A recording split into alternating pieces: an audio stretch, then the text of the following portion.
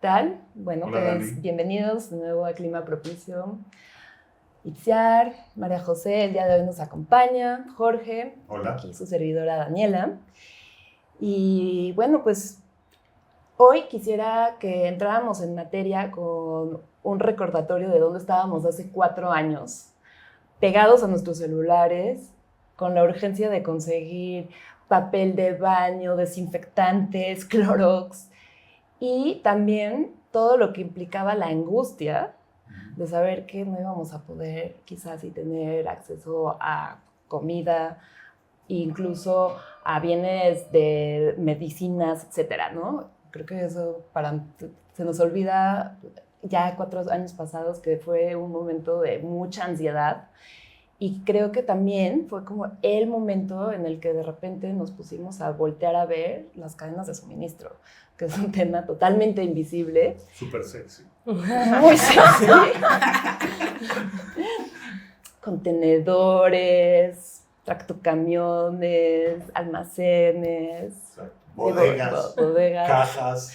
Bueno, para mí eso es mi mero mole, pero supongo que para todos los demás no era algo que tuviéramos conciencia o visibilidad a la hora de hacer un clic. Y eso ha sido ya, creo yo, la única norma post pandemia que ha marcado la economía en gran medida. A mí me impacta mucho este dato que para 2020 en México el comercio electrónico creció 81%. Y eso se ha mantenido año con año, un crecimiento continuo de 25%. Y en términos de comercio, de demanda de transporte de mercancías, la OCDE está estimando que en 2050 se va a triplicar. Entonces, viendo la agenda climática, parece ultra urgente que hablemos de justamente cuáles van a ser esas soluciones que permitan el crecimiento a la par de hacerlo con el menor impacto en términos de generación de gases de efecto invernadero, ¿no? Y contaminación. Y para el caso de las ciudades, evidentemente, la Ciudad de México es, creo que yo, el ejemplo de tema de calidad del aire, ¿no? O sea, y el sector que más contribuye a eso definitivamente es el transporte de carga. Bueno, en la Ciudad de México en específico, solamente el 5% de la flota vehicular del parque total es transporte de carga, ¿no? Vehículos de diésel, de carga pesada. Y junto con el transporte público contribuyen el 50% de las emisiones de PM10 y PM2.5, lo cual tiene las afectaciones que conocemos en términos de salud. Entonces, vamos con contingencias recientes, además. constantes y solo van a ser en aumento, ¿no? Calor, asfixiante. Y una de las cosas que decían es justamente que estos temas se ven como separados, ¿no? Pero cuando vemos estos efectos del calor, fenómeno del Niño, ¿sí? Entonces, cambio climático se relaciona con calidad del aire porque se calienta la atmósfera y los compuestos reaccionan con el calor y hay contaminantes. Entonces, a veces vemos como separado y al final todo ocurre al frente de nuestras narices, ¿no? Entonces, creo que fragmentar esos temas al final nos afecta de diferentes maneras. Claro, hay quien no usa el término cambio climático, pero la realidad es que todos vivimos el día al día, el impacto que tiene y el no entender la vinculación que tiene nuestros patrones de consumo junto con las consecuencias que tienes en el día al día, bueno, pues es vivir en otra realidad, ¿no? Entonces, partiendo de eso, quisiera que centráramos, además por la experiencia que tenemos aquí todas y todos, en hablar del transporte de carga, en el caso específico del comercio electrónico y en general del comercio, con una visión urbana también, porque creo que es ahí en donde lo hace más visible y lo podemos compartir de manera más evidente con nuestra audiencia. Y antes de ya abrir de lleno y que entendemos todos a este tema, me gustaría dejarles solo 2 datos. El primero es que Amazon tomó la decisión de cambiar sus metas a 2030 de reducción de gases de efecto invernadero para sustituirlo con una visión de neutralidad de carbono a 2050. Y por otro lado, FedEx tiene una meta de reducción, o más bien de neutralidad de carbono a 2040, que pretende alcanzar con una inversión de $2 billones en electrificación de flotas y en generación de energía renovable, ¿no? Entonces, centrándonos en eso, me gustaría que arranques tú, María José. Cuéntanos, o sea, tú en el contexto mexicano, ¿ves ese tipo de metas alcanzable y cuáles como los retos que tenemos frente a nosotros? Perfecto, pues primero que nada, muchas gracias por la invitación y feliz de platicar estos temas que para algunos no pueden sonar sexys, pero cuando justamente los vemos desde el impacto que nos genera y los beneficios que también nos genera, pues es importantísimo. Yo también quisiera agregar, ¿no? ¿Qué pasa? Este año ha sido el más caliente en la historia moderna, ¿no? En donde el calentamiento ha sido mayor a 1.5 grados, 1.56, que eso lleva a que el escenario mediano, medio catastrófico establecido por la ONU ya estaría ahí. ¿Esto qué quiere decir? Que pues esto nos afecta a todos como pues habitantes de este planeta, básicamente. Y pues las empresas, sobre todo obviamente las que cotizan en bolsa, que ya tienen estos consejos que tienen que tomar en cuenta riesgos climáticos, que también son financieros, reputacionales, ya están tomando medidas para transitar a una economía cero de carbono, ¿no? Con todo lo que implica. Y también hay una masa que se está creando de consumidores que cada vez somos más conscientes, ¿no? En el que, pues sí, nos surge algo, ¿no? Y ese día, en ese momento, yo ahorita agarro mi celular, pido algo, inclusive que viene de Estados Unidos, y en 2, máximo 3 días, lo tengo en la puerta de mi casa. Perfectamente encajado o con una bolsa esta nueva de plástico o cartón, ¿no? Y bueno, esto que implica que obviamente tenemos más beneficios como consumidores, pero todo lo que esto implica, ¿no? Y quiero empezar rápidamente mencionando cómo es esta cadena. Estos productos normalmente se producen en China, en fábricas que utilizan maquinaria y que pues expiden CO2 y otros gases, ¿no? De ahí, ese producto en China, por ejemplo, es transportado de manera marítima a otros países, llámese Estados Unidos, llámese México. Llegan a los puertos y de ahí se van a centros o almacenes muy grandes, casi siempre de manera terrestre o aérea. Y de ahí van a centros de distribución más pequeños, en donde ya están cerca de las casas de estas personas. Y obviamente cuando alguien lo pide, a través de vehículos ligeros y de última milla, llegan a la casa, ¿no? A veces en el mismo día, a veces al día siguiente, ¿no? Esto es una cadena súper compleja, porque se utilizan todo tipo de vehículos y que están todos dentro de esta cadena logística. Yo complemento lo que dice María José, que fue una gran clase, no sabía yo, intuitivamente uno sabe que en alguna parte, cómo es que esto sale de la fábrica y termina en la puerta de mi casa.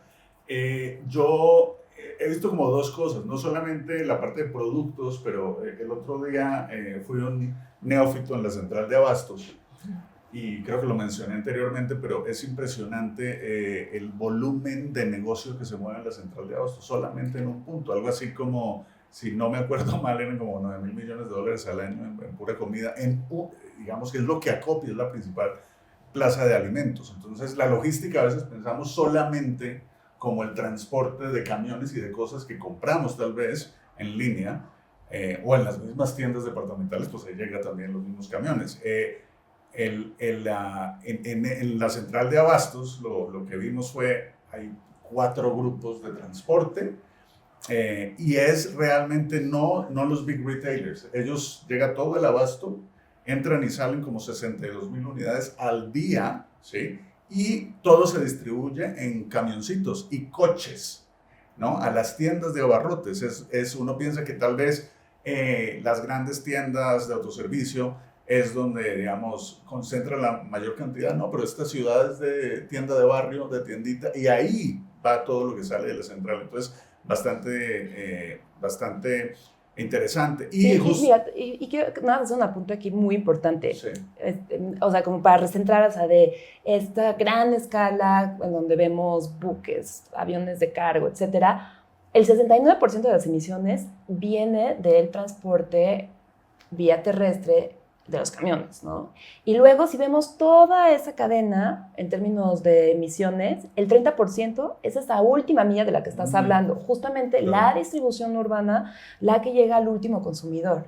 Y creo que, un poco desmenuzando el problema, en estas escalas y la numeralia, que a veces es un poco rígida, pero a mí por lo menos me da un poco más de esperanza porque digo, entonces es un problema que sí se puede llegar a atacar, ¿no? O eso, de nuevo, para recentrarlo como un poco el tema de las metas para estas grandes empresas, pero incluso otros jugadores, como puede ser, por ejemplo, en la agroindustria, ¿qué hay hoy como alternativas para que justamente se puedan llegar a estos objetivos?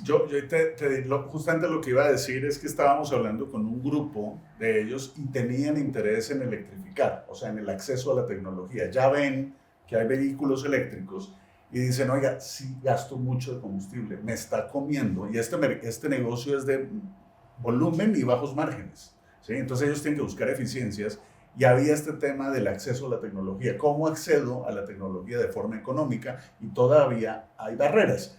Las detectan ahí, pero también los detectan las grandes corporaciones. Yo diría que el nivel de complejidad pues, va aumentando a medida que la empresa sale. Mencionabas algunas de las corporaciones líderes, ¿sí?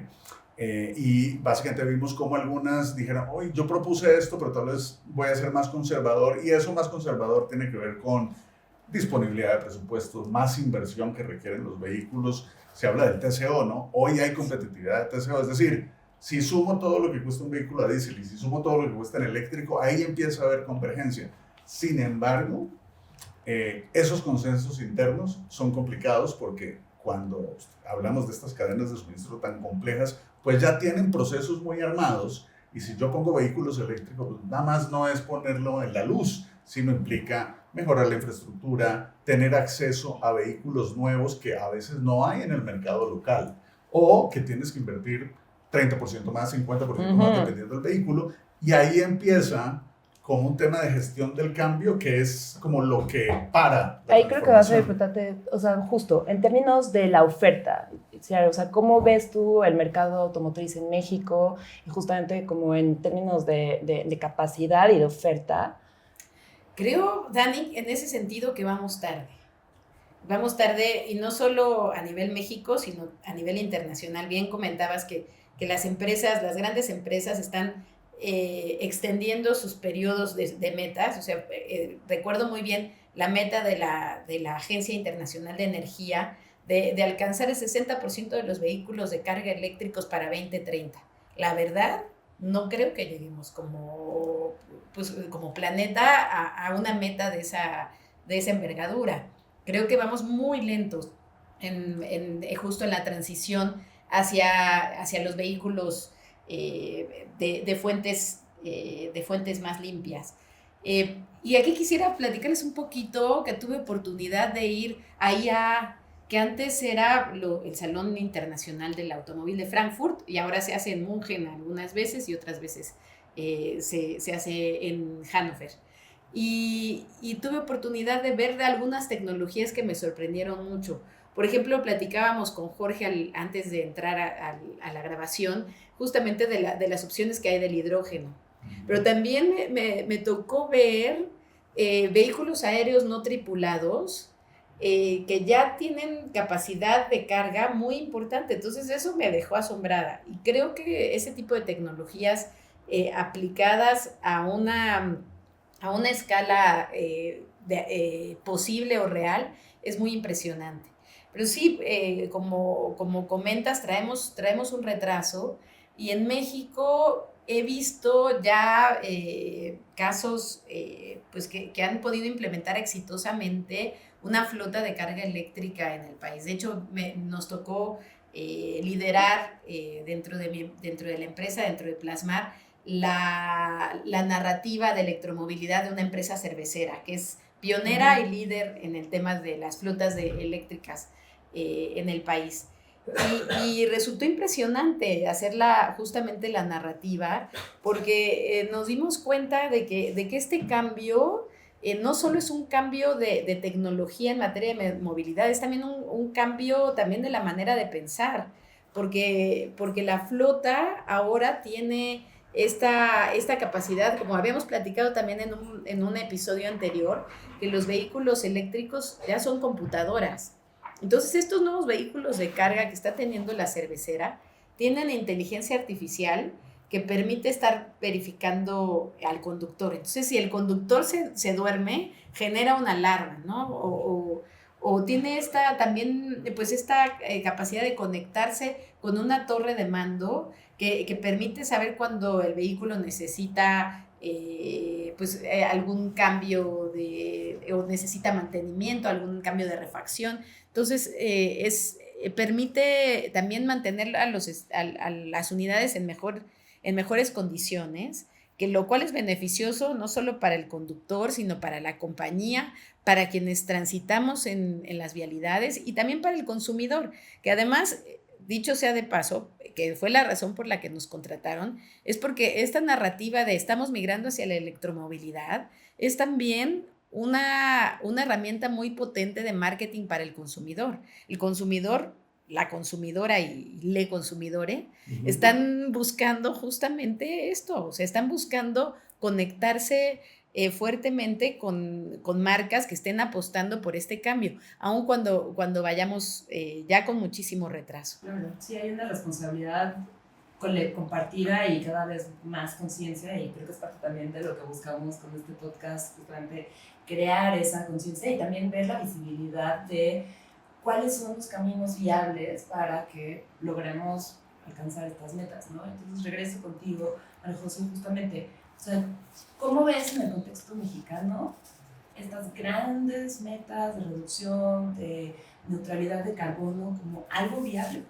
O sea, ¿por qué casi todo el comercio electrónico? Buenísimo, pues justamente coincido con Ciar en donde sí estamos ante un cambio de paradigma. Ayer Jorge y yo estábamos en una mesa sobre el mismo tema y todas las empresas, organizaciones coincidían en que estamos ante un cambio de paradigma y ante un cambio de cómo hacer las cosas.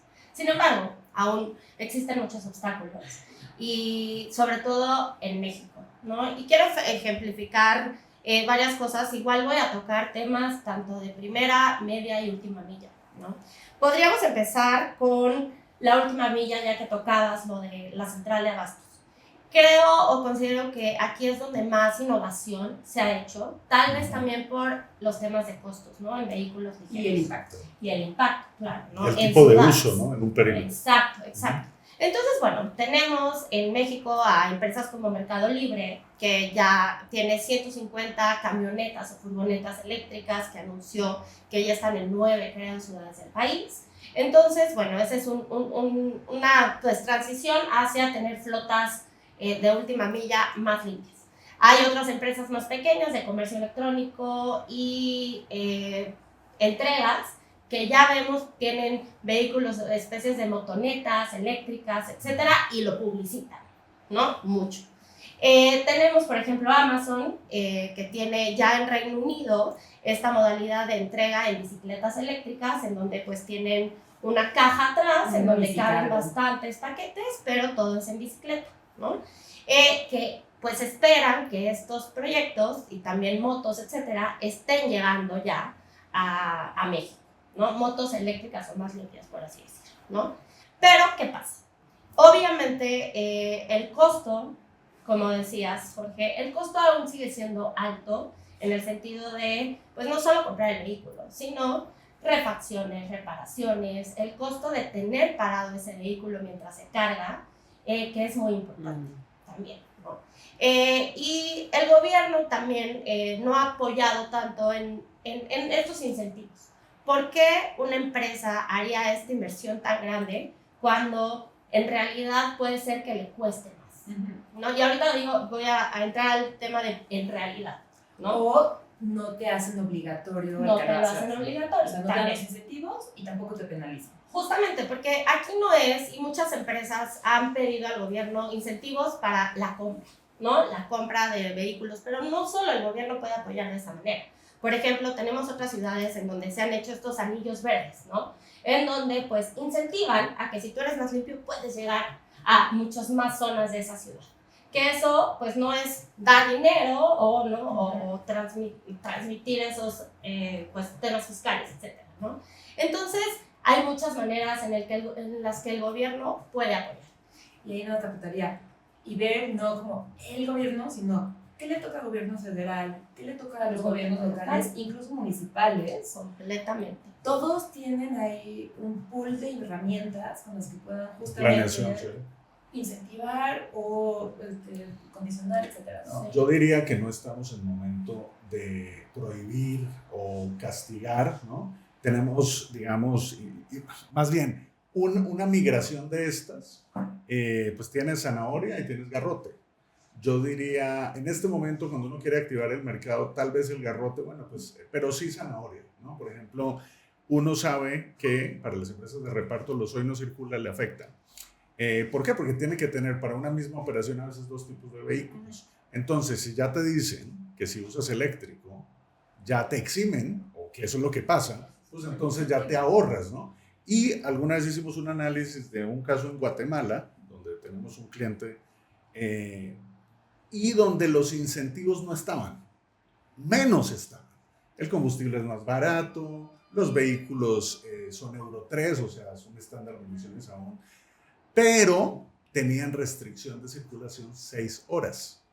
Entonces hicimos el análisis de qué pasa si me dejas circular, y ese era la regulación más eficiente para que los números les dieran, porque no es tanto de, no estoy a favor de incentivos a empresas grandes, ¿no? Porque eso tiene un impacto fiscal que es regresivo, ¿sí? Pero sí a través de estas herramientas de planeación, ¿sí? O por ejemplo, otro punto que les duele a las empresas son los puntos de parada. Les he dicho, pongan zonas dedicadas solo para eléctricos, no que se recarguen ahí, sino que te dejen parar. Entonces eso, bueno, ahora now we're talking, ¿no? O sea, no es necesariamente que les des dinero. Sí, yo había conducido justo un piloto así en el centro histórico para evaluar la potencialidad que tenían las vallas de carga y descarga, y el interés que tenía es impresionante, o sea, porque es que nadie quiere estar parado y buscar lugar y dar 40 vueltas. Y los policías obviamente las sanciones, y de nuevo, las sanciones no funcionan, al contrario, crean incentivos para los desvíos. Claro. Y nada más quisiera apuntar una cosa más que me parece interesante, como tipos de incentivos para que pensemos de una manera más creativa en cuáles pueden ser estas dinámicas entre el sector público y el sector privado. En el caso que mencionabas de Londres, de las bicicargos, lo que hace el gobierno de Londres es darle hubs en zonas centrales, por ejemplo en la City, concesiones a 20 años, prácticamente regaladas, bajo la condición que todas las entregas se hagan así. Porque te baja el costo logístico, estás en el fondo, ese es el fondo. Entonces, inviértele, yo hago mi parte y eso me parece que es mucho más eficiente para detonar los cambios y buscar además, la tecnología va a modificar mucho también los procesos logísticos, ¿no? Entonces, bueno, nada más quería como resaltar un poquito esto y retomar, ¿querías decir algo? Claro. Sí, Dani, fíjate que también otro de los incentivos, justo ahora que estuvimos con el tema de la cervecera, creo que podría ser para las empresas facilitar la instalación de los cargadores de los vehículos. Porque lo que pude escuchar internamente es que el trámite de los permisos ante la CFE son eternos, complicadísimos y pues que nuevamente son un obstáculo más a la adopción de estas nuevas tecnologías. O sea, si una empresa se empieza a enfrentar con que el vehículo es más caro, el poner el cargador es un lío, o sea, le empiezas a poner razones de por qué no, y lo que tenemos que hacer es impulsar a razones de por qué sí. Ese tema, la infraestructura siempre se habla como un obstáculo. Yo creo que hay dos temas. Uno, hay una barrera de conocimiento, porque es todavía un conocimiento algo específico. No es rocket science tampoco, pero es algo específico. Si uno conoce bien los tiempos, es decir, que una cosa es que uno tenga una flota dentro de 6 meses y empiece el trámite de suministro de electricidad un mes antes. Eso, digamos, no jala ni para vehículos eléctricos ni para un edificio. O sea, sabemos que yo creo que acá lo que cambia es el enfoque de proyecto, ¿no? Cuando uno tiene un vehículo diésel, pues lo puede usar el mismo día, no tiene que tener... Entonces, ahí yo me refiero que parte, es decir, la dificultad, que son cosas como medio esotéricas, pero sí el tema de gestión del cambio es un tema. Tomar los tiempos. Ahora bien, y esto no es solo de México, la forma en que se contrata la luz genera sobrecostos. ¿A qué me refiero? Cuando uno tiene, por ejemplo, una tienda, ¿sí? Y esto va a sonar así, una tienda tiene 2 megas, que megas es la capacidad eléctrica. Fácil, una flota de 100 camiones necesita 2 megas. Llevar eso a un predio es costoso porque lo que tienes que hacer es sacar de la subestación, meter un cablezote y esas potencias son costosas porque las tiene que absorber el usuario. Entonces, si usted antes pedía un poquito para prender las luces de acá y ahora tengo que pedir un cable de este porte, digamos, lo estoy simplificando a la mínima expresión, sí hay ciertas barreras, pero nuevamente hay que repensar esa regulación a nivel de la red. Pero, digamos, yo creo que en lo que arreglamos esa superestructura, ¿sí? Pues que no sea disculpa, porque yo lo que siento a veces, claro, para que no se haga es que todo es muy caro, entonces mejor no lo hago. Y me quedo como siempre, ¿no? Y entonces tiene que haber esas regulaciones que te lleven a, ¿no? Pero sí La creo política que pública. vale la pena que se impulse para que sea más fácil. La política pública. O sea, no, y creo que son, de nuevo, o sea, buscar estos espacios de acción y obviamente tiene que haber un ambiente de apertura. El tema de medición, y va un poco a lo que hablábamos, hay cosas que se oyen esotéricas o muy, Ajá. ¿no?, en el aire. Ajá. Medición. Por ejemplo, las empresas más grandes tienen más capacidad de medir, desde los costos o los retornos a la inversión hasta sus emisiones de CO2. Y cómo eso, si aplican otras medidas, bajan sus emisiones de CO2. ¿Qué pasa? Las empresas grandes tienen dinero, presupuesto para medir, pero muchas veces, por ejemplo, empresas que no son de México miden en su país de origen Sí. y no miden en países de otro y menos a nivel local. O si terciarizan, no miden. Exactamente. Claro, Eso no, pasa. Es decir, El la scope, 1, terciarización, 2, la 3. cadena de suministro Sí. es un enlace y una red de muchísimos Está niveles. terciarizado. De punto a fin. Justo. Y eso Entonces, nada más tenemos que hablar en algún momento un episodio de ESG. Sí, claro.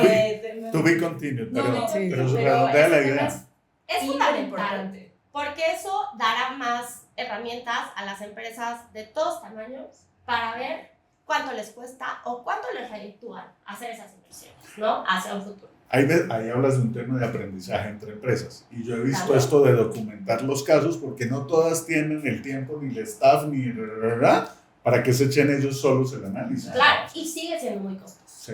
Y se requiere de un expertise o tecnicismo muy, muy avanzado, ¿no? Entonces Y que se debemos vuelve de... una barrera para otros jugadores más chicos, ¿no? O sea, también. que eventualmente eso también tenemos que tener visibilidad. Sí, Y democratizarlo. la segunda barrera. Y la segunda barrera es también cómo poder agilizar, y esto en media milla, un poco transporte más de carga, a que las flotas se modernicen, uno, y además a que también hemos visto unas recargas en tiempos de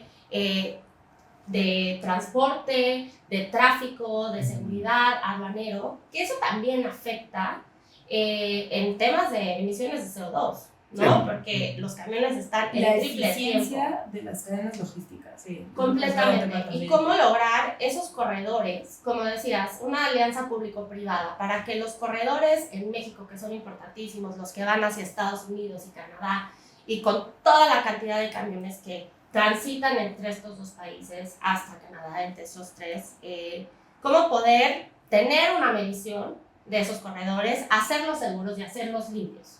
Esto sí es una idea otra vez muy arriba, pero es algo bien importante. Pero es que justo limitar y targetear, digamos, como creo que en vez de ver la masa de la complejidad de ese ecosistema a puntos muy Es como centralizados.